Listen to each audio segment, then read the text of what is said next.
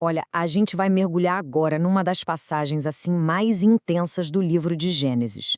É uma história que coloca Abraão à prova. E não é só uma vez, não são três desafios gigantescos: um teste de hospitalidade, um teste de fé e, por último, um teste de consciência. Então, vamos lá! Essa pergunta aqui é o coração da nossa história. Mas antes de chegar na resposta, a gente precisa entender o que aconteceu antes, o que levou a esse momento tão crucial. E tudo começa com um encontro bem inesperado, no meio do calor do dia. Tenta imaginar a cena: Abraão ali descansando na entrada da tenda dele, no pico do calor, e de repente aparecem três visitantes. A reação dele é imediata e dá início ao nosso primeiro grande teste, o da hospitalidade. O que a gente vê aqui é essa urgência, essa humildade do Abraão. Ele não só, recebe os visitantes, ele corre, ele se curva até o chão, ele serve. Sabe, isso é muito mais do que hospitalidade normal. É uma demonstração, assim, de um respeito imenso por pessoas que ele nunca viu na vida. E o banquete que ele oferece nossa, é extravagante. A mais fina farinha, um novilho tenro e bom, Abraão simplesmente dá o melhor que ele tem, sem pensar duas vezes.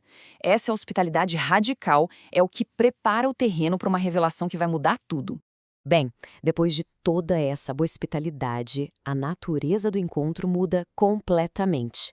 Um dos visitantes faz uma promessa que, olha, desafia as leis da natureza. E isso nos leva direto para o segundo teste, o da fé de Abraão e Sara. Pensa só no impacto dessa frase. Abraão e Sara já eram idosos, muito além da idade de ter filhos. Essa promessa não é só improvável. Do ponto de vista humano, ela é impossível. E a reação da Sara, que estava ouvindo tudo escondida, foi rir. Mas não um riso de alegria, sabe? Foi um riso de incredulidade. É uma resposta tão humana, vinda de alguém que está ali de cara com a própria realidade. Este quadro aqui ilustra o conflito perfeitamente. De um lado, a promessa divina de um filho. Do outro, a realidade dura da idade avançada. A fé seria a ponte entre essas duas coisas. Mas Sara, naquele momento, simplesmente não consegue atravessar. A resposta que vem em seguida é, ao mesmo tempo, uma repreensão bem gentil e uma afirmação de poder. A pergunta, claro, é retórica. Para quem está fazendo a promessa, nada é impossível. A dúvida humana é confrontada de frente pela certeza divina. Logo depois da promessa ser feita, o tom da história muda de novo, de uma forma bem drástica. Os visitantes revelam o verdadeiro propósito deles, e Abraão se vê diante do seu teste final, e talvez o mais angustiante de todos, um teste de consciência. A revelação é assustadora. O destino de cidades inteiras está em jogo.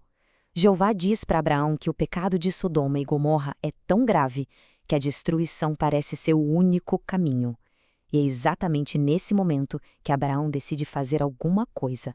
O que acontece em seguida é uma das negociações mais ousadas que existem. Abraão, um simples mortal, se aproxima do divino para argumentar sobre a própria essência da justiça. Que pergunta corajosa! Abraão não está pedindo só por misericórdia. Ele apela para a própria natureza de Deus, como o juiz de toda a terra. Ele está basicamente perguntando: a justiça divina permite que inocentes paguem junto com os culpados? Agora, vamos acompanhar essa negociação que é simplesmente incrível. Abraão começa com um número: 50. Se tiver 50 pessoas justas, a cidade seria poupada. E a resposta é sim. Encorajado com isso, ele continua: e se forem 45? E 40? E 30? 20? Até que ele chega no limite, em só 10 pessoas.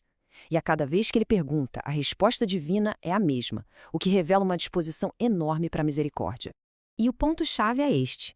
Mesmo desafiando uma decisão divina, Abraão faz isso com uma humildade profunda.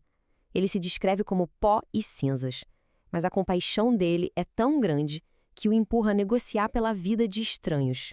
E é assim que a conversa termina, a negociação chega no limite de 10 pessoas, Jeová segue o seu caminho e Abrão volta para casa. O destino de Sodoma fica no ar, dependendo apenas de se encontrar ou não aqueles 10 justos.